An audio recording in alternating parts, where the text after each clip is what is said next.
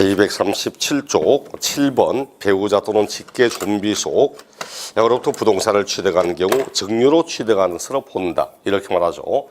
대한민국 사람 입장에서는 거의 상식선의 이야기입니다. 물론 외국 같은 경우는 상식이 아니라 다른 내용이겠지만 우리나라는 남편 소유의 부동산을 부인이 취득했다. 할아버지 소유의 농지를 손자가 취득했다. 아버지의 집을 자식이 취득했다. 그럼 돈을 주고 받으면서 거래하겠습니까? 남편 소유의 집을 부인이 취득할 때 대가를 지급하고 이전을 받아가고 그런 거 아니겠죠?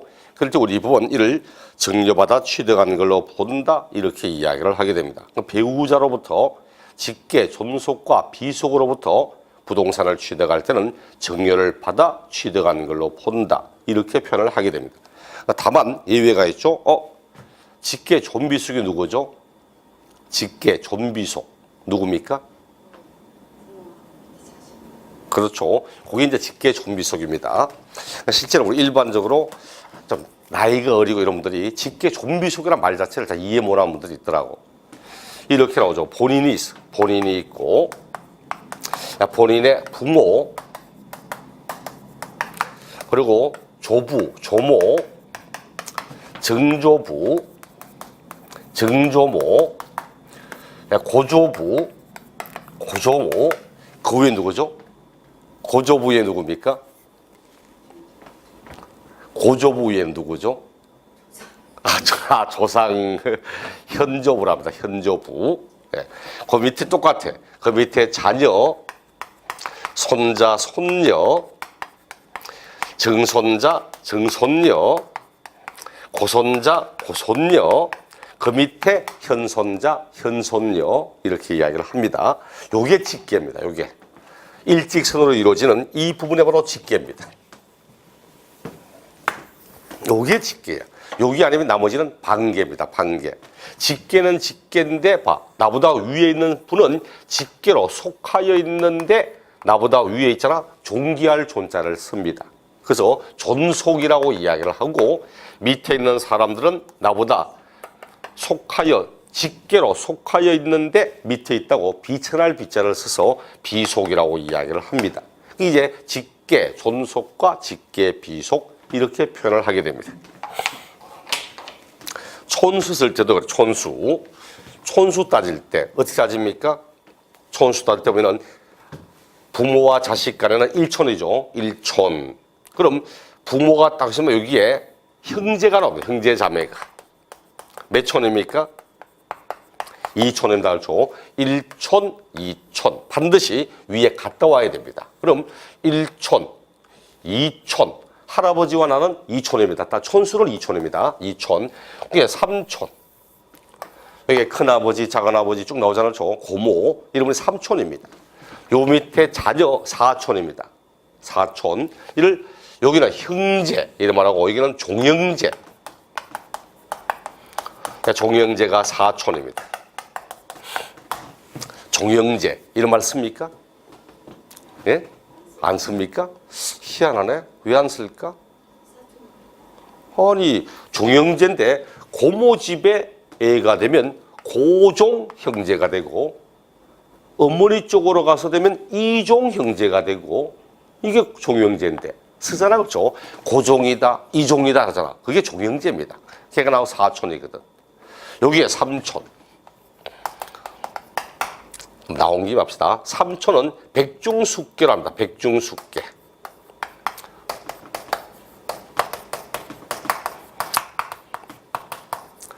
백중숙계의 순서로 합니다. 제일 큰 아버지는 백부라고 부릅니다. 백부. 두 번째는 중부라고 부릅니다. 세 번째는 숙부라고 부릅니다. 넷째 이하는 통창, 몽지 다 계부라고 부릅니다. 이게 백중숙계의 순서로 합니다.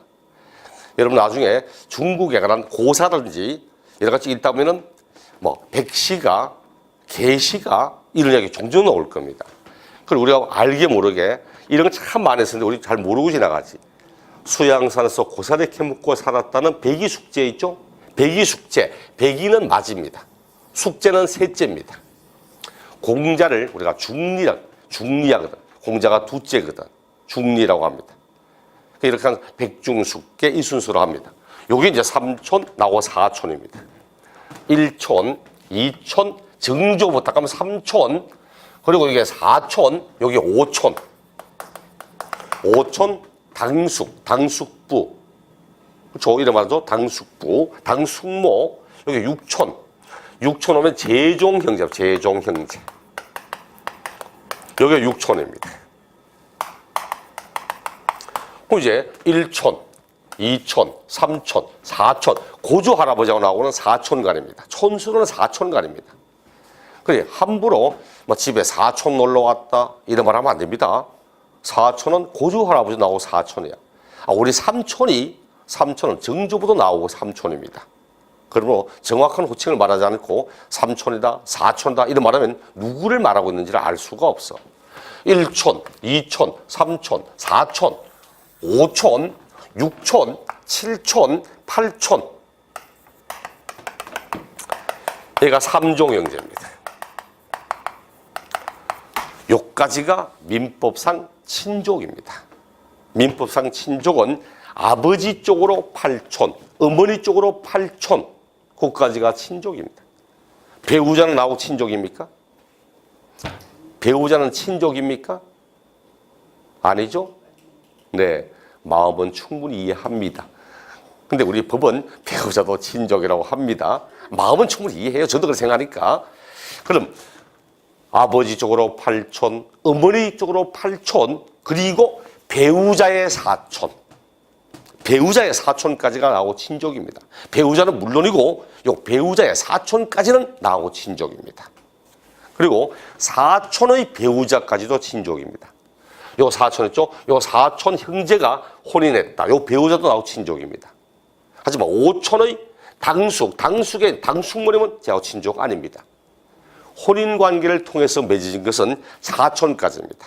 이 배우자의 4촌, 4촌의 배우자, 그까지가 민법상 친족입니다.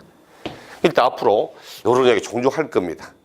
이런 게 나와야만 뒤에 가서 직계, 좀비속 또는 기타 친족 이런 이야기 올 때 어디까지가 친족적 개념인지 그걸 좀 이해해야 양도소득세 할 때도 좀 알 수 있는 부분이 있기 때문에 한번 뭐 상식선에서 이야기를 해보는 거고, 그럼 나는 혼인했다 배우자, 혼인했는데 배우자의 언니도 혼인했잖아. 그럼 나하고 뭐가 됩니까? 남편이 동서. 그렇죠? 동서. 레벨은 같죠? 학렬은 같잖아.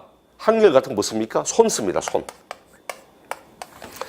손을 써요. 손 위 동서, 손 아래 동서. 손은 레벨이 같다는 뜻입니다. 근데 요 밑에 있는 애들 레벨이 틀리잖아. 손수가 떨어지잖아 밑에. 그럼 얘는 뭐합니까? 얘는 발 써야 돼. 발.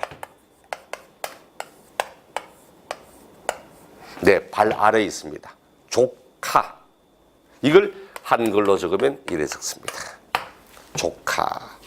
조카라는 건 바로 발 아래에 있다는 이야기입니다. 이게 조카입니다. 어쨌든 직계, 좀비속 등으로부터 부동산을 취득하면 정유로 취득하는 걸로 봅니다. 다만 공매 등으로 취득하거나 파산 승구로 인하여 부동산을 취득하거나 권리의 행사 등의 등기 등을 요하는 자산을 서로 교환하거나 대가지급의 사실을 명백히 입증하거나 이럴 때는 비록 배우자 등으로부터 취득하는 거라 하더라도 이를 유상취득으로 본다. 그러다 보니까 용어 내용이 다음 유상취득에 해당하지 않는 걸 찾아라 등등등 이와 관련해서 시험 문제를 가끔씩 출제를 하게 됩니다. 납세문제 여러분이 보실 때 납세문제에서 반드시 꼭 기억할 것은 1번, 2번, 5번, 7번, 8번, 1, 2 그리고 5번, 7, 8번 그런 내용들을 중심으로 내용을 보시면 될 겁니다. 뒷장 넘겨보니까 취득식이 나옵니다. 238쪽 취득식이. 취득시기는 납세무 승립시기, 취득세 승립시기입니다. 취득하는 때 이렇게 말하고 있죠. 여보, 취득세는 취득일. 취득일부터 취득세는 60일 안에 신고 납부합니다. 60일 이내에 신고 납부합니다. 요 기간 안에 신고 납부를 해야 돼.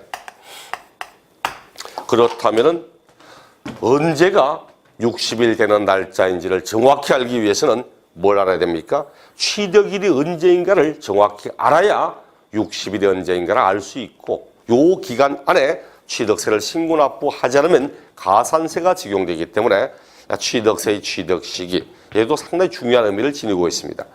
아마 시험을 10번 치면 10번 가운데 한 6, 7번, 6번 확률상은 한 5, 60% 정도 그 정도 확률 됩니다. 2번에 한 번꼴 정도 그렇게 나오는 내용들입니다.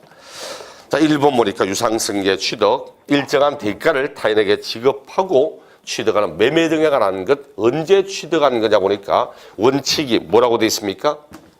원칙이 뭐라고 되어 있죠? 계약상의 잔금 지급일. 자, 계약서상에 잔금을 지급하기로 한 이날을 취득일로 삼고 있습니다. 계약상의 잔금일이지 등기 등록일, 실질 잔금일 이게 원칙이 아니라는 얘기입니다. 일본에 보니까 계약상의 잔금일, 객관적 취득 이외의 이제 객관적 취득이라는 것 밑에 사실상의 잔금 지급일 요 방식이 이제 객관적 취득입니다. 그 이외에 거래 및 일반적인 유상승계는 계약상의 잔금 지급일로 한다. 다만 계약상의 잔금일이 만약 명시되지 않았다. 계약상 잔금일이 분명하지 않다. 그럴 때는 계약일부터 60일 경과하는 그날을 취득일로 삼고 있습니다. 그리고 두 번째, 자예외적으로 사실상의 잔금 지급일. 그럼 요 날은 이날의 잔금이 지급되었다는 것을 믿을 수 있을 만큼의 확실한 객관성과 확실한 공신력을 가지고 있다는 뜻입니다. 이날 잔금 지급됐다는 걸 믿을 만큼 확실한 공신력이 있다. 여기에 5가지 나오고 있죠. 국수공판법.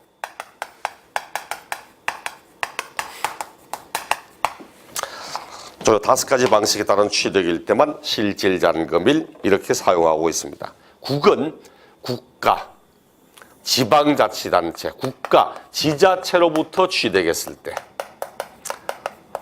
뭐 부연 설명할 게 없다 그렇죠. 서울시 소유의 부동산을 시 소유의 시유지를 제가 취득했습니다. 잔금을 누가 받습니까? 서울시가 받잖아 그렇죠. 날짜를 속이고 싶어도 절대 속일 수가 없습니다. 또다시 외국으로부터 수입에 의해서 취득했다. 수입 면장상 입증되는 가액이 있습니다. 또 공매의 방법으로 취득했다. 공매의 방법으로 경매를 포함해서 우리 교재 보니까 공매, 바로 경매를 포함해서 나옵니다. 근데 실제로는 있죠. 공매와 경매 어떤 차이가 있죠? 공매와 경매.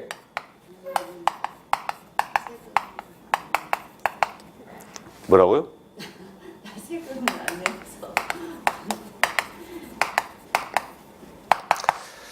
이게 보통 사람들이 보면 공매와 경매를 같은 걸로 알고 있는 건 상당히 많습니다. 그게 아니거든. 공매는 매매는 매매인데 국가, 공공기관의 관여하에 이루어지는 게 공매 처분입니다. 경매는 경마, 경쟁처럼 서로 간에 다툰다는 이야기입니다. 경쟁하고 있다는 뜻입니다. 매매를 하는데 경매는 다툼을 가질 수도 하는 겁니다. 불특정 다수인 사람에게 하나의 물건을 제시하고 그들 사이에서 가장 높은 가격을 말하는 사람에게 낙찰되도록 하는 요거는 판매의 방식입니다. 방식. 경매는. 근데 보통 왜 공경매 하냐니까 공공기관에서 매매할 때 보통 수의 계약을 하지 않고 경매의 방식으로 계약을 하기 때문에 공경매 이래 말하지. 경매는 봐요. 민간 경매도 있거든. 그렇죠. 옥션에 사는 것도 있잖아. 반드시 공공기관이다. 이거하고 경매는 원래 관계없습니다. 가끔 보면은 백화점에서 한번 행사하면서 막 경매로 판단하는 등 이렇게 나오는 경우도 있어. 그리고 공공기관은 아무 관계없잖아. 그렇죠. 그러니까 여기서 말한 경매할 때는 일반적으로 공매에 따른 경매는 막 법원 경매라든지 이거는 공매 맞습니다. 하지만 백화점에 하는 건 공매가 아니고 사설 경매거든. 그런 차이는 사실이 있습니다. 어쨌든 공매로 한다 그럼 국가 공공기관에 의해서 명백히 잔금의 지급일이 입증되고 있다. 판결문으로 증명되고 있다. 판결문으로 사법기관에 의해서 역시 객관적으로 입증되고 있죠. 이렇게 국수공파는 직접적이든 간접적이든 다 국가, 공공기관의 관여하에 이루어지는 부분입니다. 근데 국가, 공공기관의 관여 없이도 객관성을 인정받고 있는 것이 요거 법인장부로 인해서 입증되는 경우, 법인장부에 따라서 입증되는 경우 요것도 객관성을 인정받고 있다. 우리 법인들은 물건을 사고 팔 때 제일 먼저 작성하는 장부가 뭡니까? 돈 나가고 돈 들어오고 할 때 제일 먼저 작성하는 장부가 전표입니다. 전표. 입출금 전표, 입금 전표, 출금 전표. 그런 것들을 보조장부에 올렸다가 원장에 올렸다가 나중에 연말 결산할 때 결산서 올리고 이렇게 합니다. 그런 것처럼 하나하나 장부 등을 통해서 객관적으로 언제 돈이 나갔다, 언제 돈이 들어왔다 입증되기 때문에 객관성을 인정받고 있습니다. 요 5가지 국수공판법, 요 5가지 방식의 취득일 때만 실질잔금일 이렇게 말하지. 여기 보세요. 개인 간의 거래 있습니까? 개인 간의 거래. 개인과 개인끼리의 거래. 없잖아, 그렇죠? 국가 등으로부터 취득했다, 외국으로부터 수입했다, 공매로 취득했다, 판결문으로, 법인으로부터 취득하지 개인 간의 거래가 없습니다. 그러므로 시험에 개인 간의 거래가 나오기 시작하면 어떤 경우에도 사실상의 잔금 지급일 사용하면 안 됩니다. 개인과 개인끼리의 거래일 때는 계약상의 잔금일 이렇게 사용을 해야 됩니다. 자, 그리고 앞에 이런 말 했어. 취득세는 사실주의 과세라고. 사실주의 과세는 등기 등록을 이행하지 않아도 실제로 취득했다면 과세하겠다는 거지. 등기 등록하면 안 된다 이런 말입니까? 아니잖아요. 우리 법원이 이렇게 말해.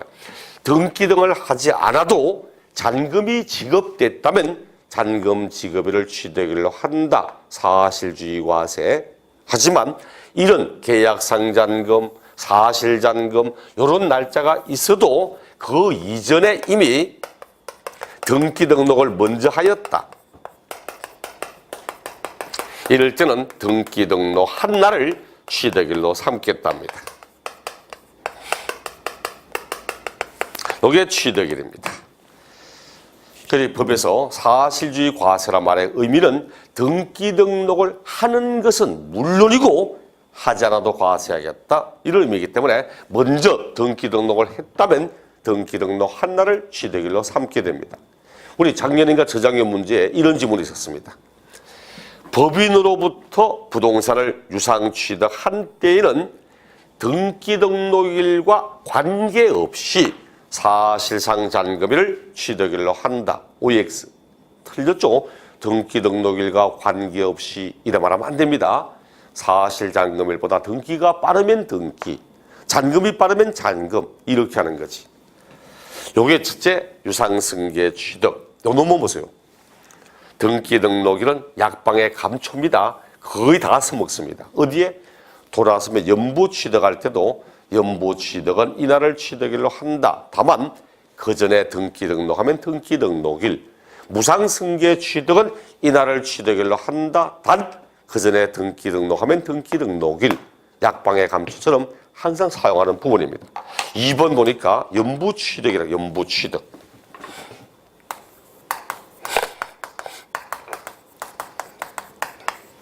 용어가 먼저 익숙해야죠. 연부가 뭐냐고. 연부 취득이 뭐냐니까 제가 물건을 사는데 일시불로 지급하지 않고 할부로 삽니다. 할부로. 할부로 사는데 대금을 매월 지급하면 뭐라고 하죠? 뭘로 샀다고 하죠?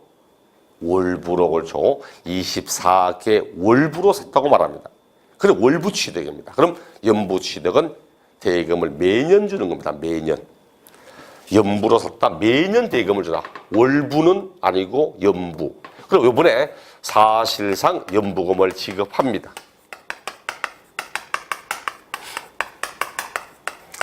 그리고 1년의 기간이 지난 다음, 1년이 지난 다음에 또다시 사실상 연부금을 또 지급하고 또 1년의 기간이 지나고 나면 또 1년 사실상 연부금을 지급하고 이렇게 해서 최저 2년 이상의 기간에 걸쳐서 대금을 분할 지급하는 방식, 이런 것들 연부 취득이라고 이야기를 합니다. 그렇다면은 자, 연부 취득은 유상승계입니까 아닙니까? 연부 취득은 유상 취득입니까? 아닙니까? 공짜로 취득하는 겁니까? 아니잖아. 타인에게 일정한 대가를 지급하고 승계받아 취득하잖아. 그렇죠? 다만 대가 지급의 방식이 일반적인 방식과 다르다 뿐이지 유상승계 맞습니다. 유상승계 취득이면 방금 앞에 배웠던 요놈 유상승계 취득은 계약상장금, 사실잔금 이 사용하지 왜 별도의 법을 따로 만들고 있는가 하는 겁니다. 요거는 1, 2억짜리를 거래할 때 1, 2, 10억짜리 거래할 때 그럴 때 사용하려고 만든 법이 아닙니다. 물론 1, 2, 10짜리 거래하면서도 연부계약의 형식을 갖추고 신청하면 받아는 줍니다. 하지만 이것은 보통 법의 지정 목적이 적어도 수백억, 수천억 그렇게 되는 것을 거래할 때 사용하려고 만든 법입니다. 예를 들어 6천억짜리 거래, 6천억짜리. 6천억짜리 부동산 거래합니다. 우리 강남 고속버스터미널 옆에 센트럴시티 빌딩이 있습니다. 거기에 넘어갈 때 6천억 넘어갔습니다. 6천억에. 그럼 6천억이 딱 넘어갔다 곱하기 세율 4%입니다. 농지나 주택이 아닌 부동산을 매매 등으로 넘길 때 세율은 4%입니다. 6천억 곱하기 4%. 6천억에 4% 얼마죠? 아니 곱해보면 알잖아. 6천억에 4%. 24억? 네, 그렇죠. 240억입니다. 240억. 순수 취득세만 240억입니다. 취득세 뒤에 부가세 붙거든 농어촌 특별세, 지방교육세 붙습니다. 농어촌 특별세. 농어촌 특별세는 세율을 2%만 적용시켜서 산출한 세금 120억, 고금액의 10%, 12억 냅니다. 지방교육세, 지방교육세도 2% 세율을 적용하여 산출한 세금이 20%, 24억 냅니다. 봐, 농어촌 특별세만 12억이고 지방교육세만 24억입니다. 합하면 274억 나옵니다. 인지세도 내야 되거든. 중개업자 있다면 중개수도 줘야 되거든. 300억 가까운 돈이 나와요. 근데 한꺼번에 취득한 날, 만약 연부지고 유상승계다, 잔금 지급일, 마지막 잔금 지급한 날부터 60일 안에 300억 가까운 돈을 한꺼번에 신고 납부하라. 세부담이 너무 많잖아. 그래서 우리 법은 일시로 납부할 수 없을 만큼의 많은 세금이기 때문에 이 세금을 분산 처리해 주겠답니다. 분산. 어떻게? 사실상 연부금 지급일 요 날마다를 각각 독립되어 있는 취득일로 삼겠다고. 독립된 취득일로. 그렇게 해서 만약 이 사람이 이때 2천억을 주고 1년 지나 2천억을 주고 또 1년 지나 2천억을 주고 만약 이렇게 거래했다면 연부금 지급하는 날, 요 날마다의 연부 금액, 요 금액을 과세 표준으로 삼아 곱하기 세율, 산출한 세액. 자, 요 세액을 요 날부터 60일 안에 신고 납부하라. 그리고 여기서도 이때 요 날부터 60일 안에 신고 납부하라. 이런 식으로 하는 겁니다. 그러므로 연부 취득은 사실상 연부금을 지급하는 요 날을 취득일로 한다. 다만 그 이전에 등기 등록하면 등기 등록일 이렇게 표현을 합니다. 그 2번 보셔도 연부로 취득하는 것은 그 사실상의 연부금 지급일을 취득일로 한다. 다만 예외적으로 그 전에 등기 등록하면 등기 등록일 이렇게 표현을 하게 됩니다.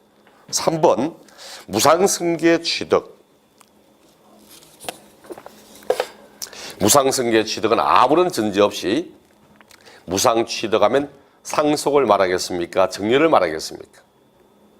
무상 취득은 정려를 말하고 있습니다. 우리 교재 보듯이 괄호 안에 상속은 괄호 안에 있습니다.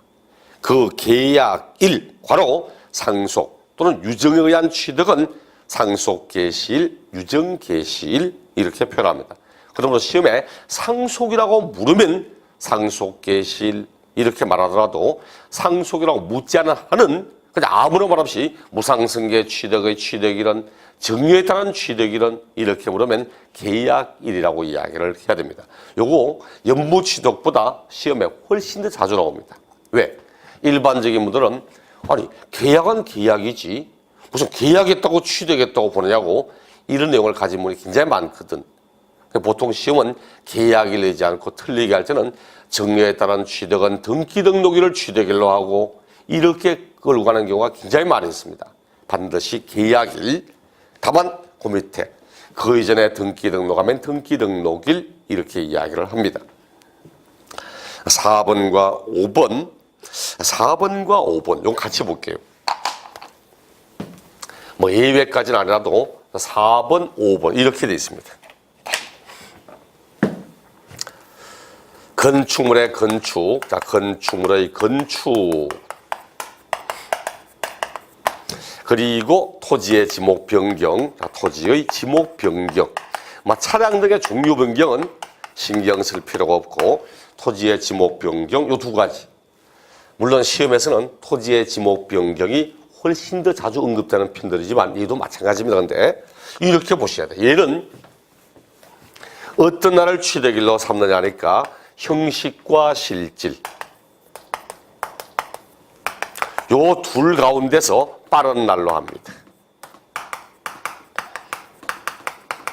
일단 머릿속에는 요 내용이 들어가야 돼. 형식과 실질 가운데서 빠른 날을 택해서 그 날을 취득일로 삼게 됩니다. 이렇게 나와.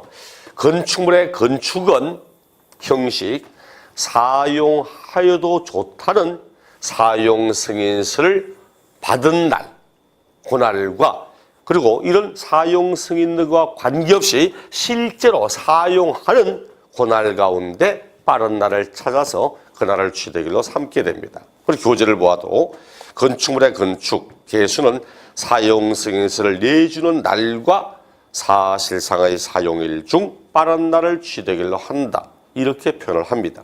요것도 봐.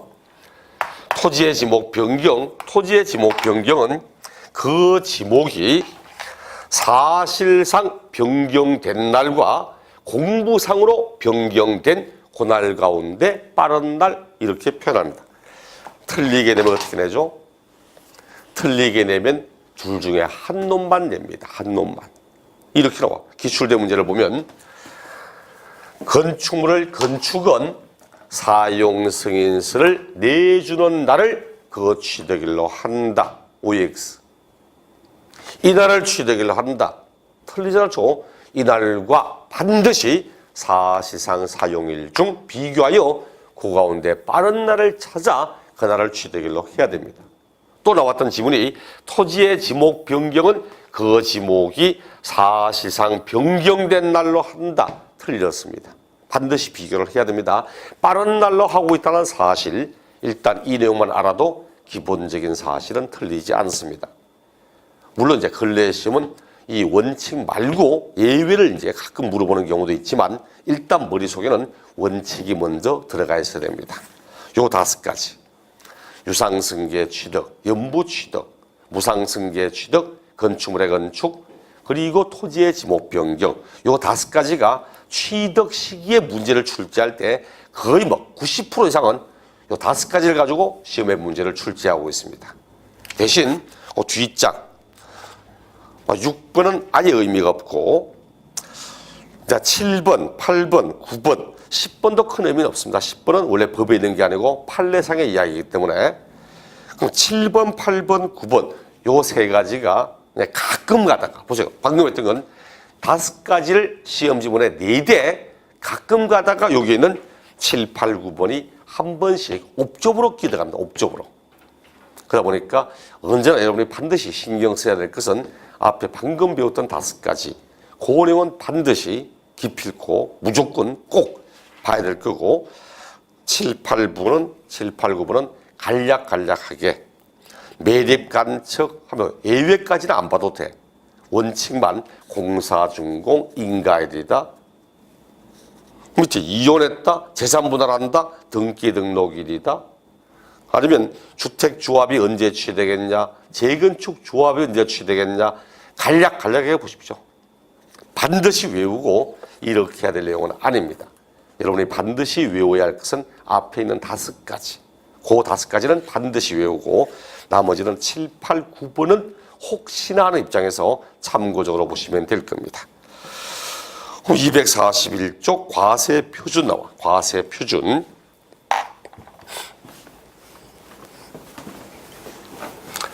자, 취득세 과세 표준. 이렇게 하죠. 과세 표준에 곱하기 세율.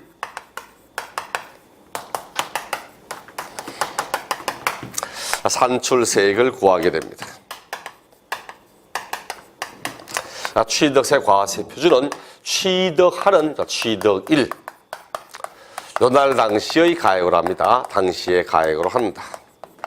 반드시 취득하는 그날 현재의 가액을 가지고 하게 됩니다. 그럴 때 이 가액을 무엇으로 합니까? 가액을 뭘로 하죠? 취득세는 우리 지난 시간에 총론할 때 신고 납부하는 세금, 보통 징수하는 세금 쭉 할 때 신고 납부합니까? 보통 징수합니까? 취득세 신고 납부합니까? 보통 징수합니까? 신고 납부한다 했죠. 행위를 보고하는 세금, 소득을 보고하는 세금은 신고 납부하고 보유하는 재산 자체를 보고 부과하는 세금은 고지서 나오는 보통 징수였습니다. 그럼 신고 납부 방법이란 납세 의무자가 납부할 요조세의 과세 표준과 세액을 납세 의무자가 정합니다. 과표를 납세 의무자가 정하게 돼 있어. 얼마에 거래했는지, 얼마에 취득했는지 당신이 가장 정확히 잘 알고 있지 않았냐? 그러므로 원칙은 납세 의무자의 신고가액으로 하게 됩니다. 납세 의무자가 신고하는 가액으로 합니다. 신고하는 가액으로 본인이 신고합니다. 과표를 신고하고 신고한 요 금액에 법률이 정하는 세율을 곱하여 산출한 세금을 60일 안에 납부하도록 이렇게 하는 겁니다. 근데 문제는 만약 원칙만 있고 예외가 없다. 그럼 어떻게 되죠? 이 원칙만 있고 예외가 없어.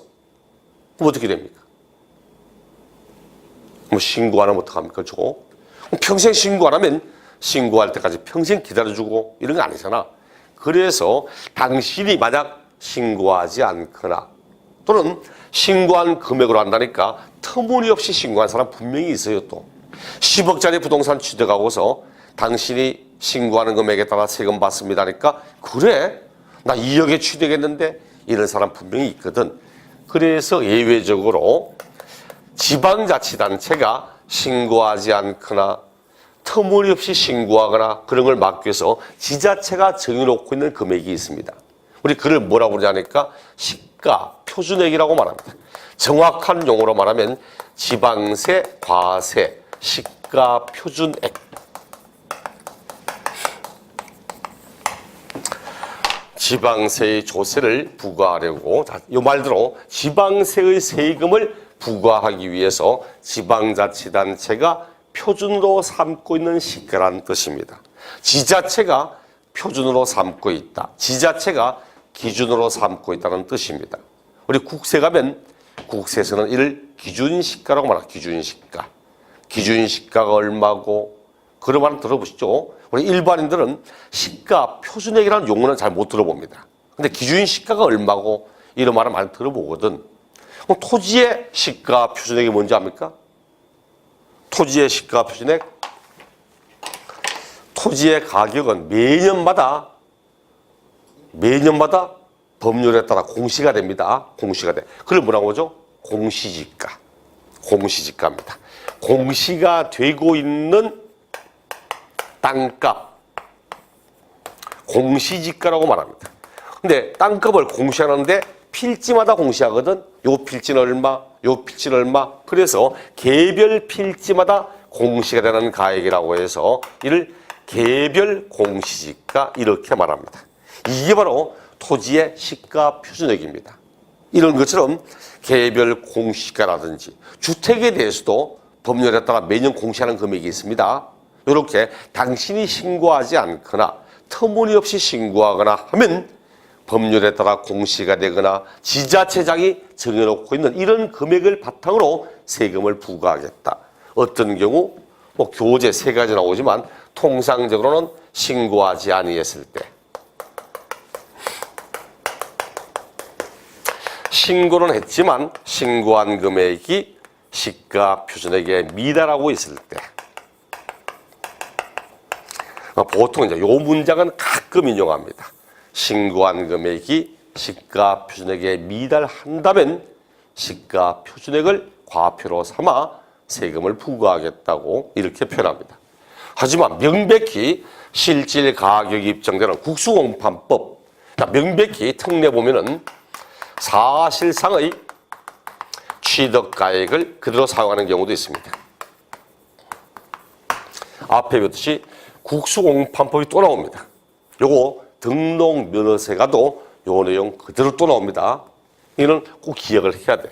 등록면허세가 똑같이 국수공판법 국가 등으로부터 수입에 의해서 판결문으로 법인장부로 입증되는 경우, 그리고 요게는 한 가지가 더 있습니다. 공인중개사법. 근데 이 공인중개사법이라는 법이 있습니까? 시간표는 중개사법 뭐 이렇게 돼 있죠.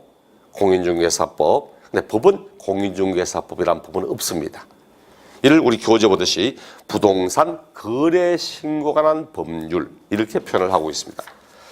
242쪽 특례 다음의 경우는 과세 표준을 취득자의 신고 가액 또는 시가 표준액과 관계없이 사실상의 취득 또는 연부 금액으로 한다. 신고하는 금액, 시가 표준액 상관없이 실질 가격을 과표로 삼게 됩니다. 거기에 1, 2, 3, 4, 5, 6번 보니까 부동산 거래 신고가 관한 법률 나오죠. 여기 바로 우리가 흔히 공인중개사법 이렇게 말하고 있습니다. 공부하실 때는 그냥 공인중개사법 이래 보는 게 훨씬 편하고, 정상적인 법은 부동산 거래 신고가 관한 법률입니다. 공인중개사법에 따라서 신고하고 검증받은 취득, 그래 중개사법 배우실 때 보면은 27조인가 뭐 28조인가 그 인근에 이렇게 나옵니다. 부동산을 매매 등으로 거래했을 때 거래 당사자가 중개업자가 관여해 있다면 중개업자가 실제로 거래한 가액을 신고하도록 되어 있습니다. 실거래 가액을. 내가 이렇게 거래했다고 실거래 가액을 신고하면 시장, 군수, 구청장이 그 사람이 신고한 금액이 진짜인가 아니냐를 검증합니다. 검증한 결과 그 사람이 신고한 금액이 진짜 맞구나. 이거는 행정기관장이 실질 금액이 맞다고 검증까지 거친 후의 내용이니까 실질 가격을 인정합니다. 이럴 때는 실질 가격을 과세 표준으로 삼게 됩니다. 그럼 이제 시험에는 뭐예요? 자, 칠판. 시험에는 이제 요걸 기본 틀로 깔아놓고 그다음 가끔 가다가 시가 표준액이 무엇인지 알고 있는지, 그다음 실질 가격으로 한다는데 실질 가격이다. 그럼 내가 취득할 때 들어갔던 돈을 집어넣어야 되죠. 근데 포함시켜야 하는 게 있고 포함시키지 않아도 되는 것이 있습니다. 예를 들어서 연부 취득을 하면서 그만큼의 이자를 주기로 했다. 연부 이자를. 그럼 이자는 과표에 포함합니까? 안 합니까? 응? 내가 연부 취득하면서 이자를 주기로 했다. 과세 표준에 이자가 포함될까 안 될까? 법인일 때는 포함시키고 개인이 취득할 때는 포함시키지 않습니다. 내가 부동산 취득하면서 중개업자에게 중개 수수료 주죠? 그럼 포함합니까 안 합니까? 아파트 4억짜리 사면서 중개업자한테 뭐 한 200만 원 줬다? 포함합니까 안 합니까? 합니다. 포함하도록 돼 있어 법에. 실무상에는 포함한 사람 아무도 없지만 원래 법에는 중개업자에게 준 중개 수수료도 과세 표준에 포함하도록 하고 있습니다. 이런 것처럼 우리 교재 242쪽 책 밑에 과세 표준 산정할 때 취득가액의 부대 비용을 포함할 거냐 말 거냐, 취득가액에 포함하는 금액들이 쭉 나와 있고 취득가액에 포함하지 않는 금액들이 쭉 나옵니다. 이것도 시험에 종종 나옵니다. 올해 쳤던 27회도 이 문제 나와 있습니다. 이런 것처럼 포함될 건지 포함하지 않을 건지 물론 뒤에 가서 하겠지만 둘 중에 한 놈만 알면 됩니다. 포함되는 애를 기억하라든지 포함되지 않는 애를 기억하든지 어차피 둘 중에 하나만 알면 나머지는 자동적으로 해결되거든. 문제를 풀 때도 이렇게 나옵니다. 다음 내용 가운데서 과세 표준에 포함되는 것을 골라보라는 둥, 포함되지 않는 걸 골라보라는 둥, 이런 문제이기 때문에 나는 포함되는 걸 알고 있다. 그럼 나머지는 다 포함되지 않는다고 생각하고 포함되지 않는 걸 알고 있다. 그럼 나머지는 포함된다고 생각하면 됩니다. 일정 정도 공부는 요령이기 때문에 우리는 지금 학문하는 게 아니잖아요. 시험을 치는 겁니다. 그럼 시험에는 요령이 있거든. 둘 중에 한 놈만 기억하면 돼. 나중에 가면 제가 포함되지 않는 걸 기억하자고 이야기를 할 겁니다. 아마 포함되는 것보다 이해하기가 훨씬 쉽기 때문에 뒤에 가서 보시도록 하고, 그 다음에 4번 건축 등의 내용은 기억하시지 않아도 괜찮습니다. 5번 토지의 지목 변경, 요거는 알아야 돼. 토지의 지목 변경, 제가 앞에 이렇게 해서 토지의 지목 변경은 증가한 가액으로 한다. 증가한 가액으로 합니다. 증가한 가액. 얼마가 증가됐습니까? 신고를 납부해야 되거든. 60일 안에 신고를 납부해야 돼. 얼마가 증가됐죠? 내가 밭을 가지고 있다가 대로 바뀌었다 지목이. 가액이 얼마 증가됐습니까? 이건 네가 알아서 자진 신고 납부하라. 모든 사람들이 부동산에 대한 감정평가서도 아니고 얼마가 증가되지 어떻게 합니까? 그래서 이 경우 객관성을 위해서 시가 표준액의 증가액을 나타내는 뜻입니다. 이제 시가 표준액의 증가액입니다.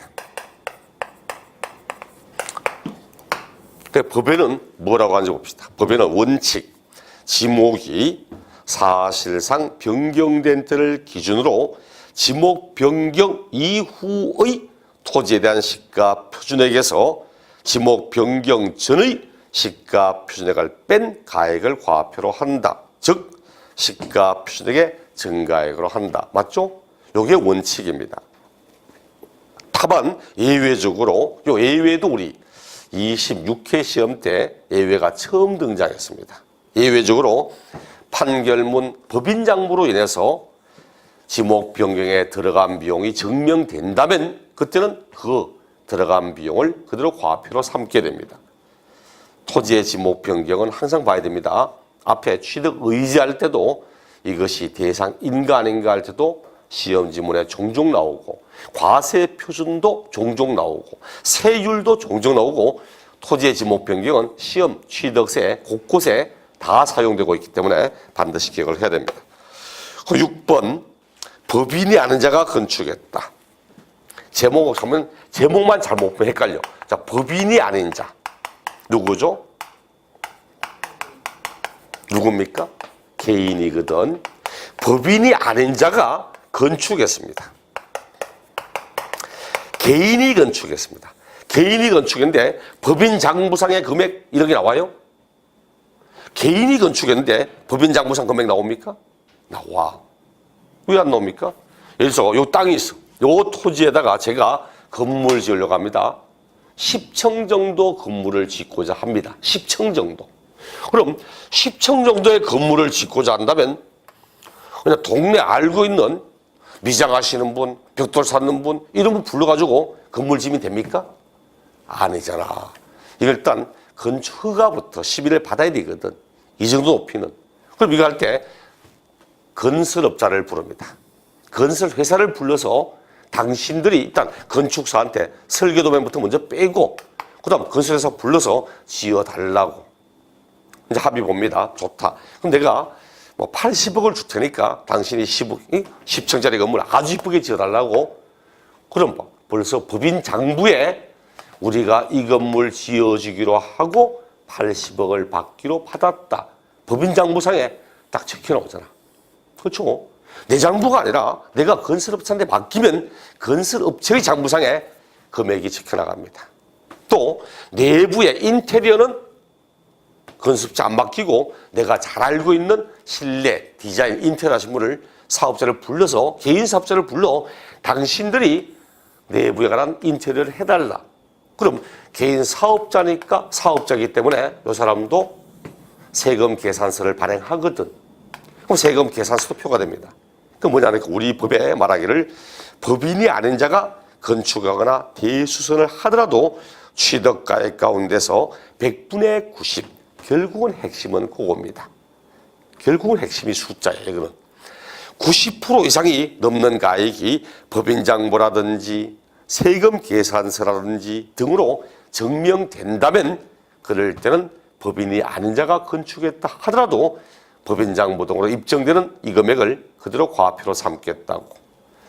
그 얘기는 문제될 수 있는 게 100분의 90 하는 그밖에 없습니다. 여기 22엔가 21엔가 나와서 100분의 80 이상이 증명될 때는 틀린 것으로 정답. 막 그렇게 삼았던 부분이니까 이거는 숫자만 보시고, 자, 이런 것이 이제 과세 표준으로 삼아서 여기다가 곱하기 세율 들어갑니다. 세율 244쪽 세율 나오고 있죠.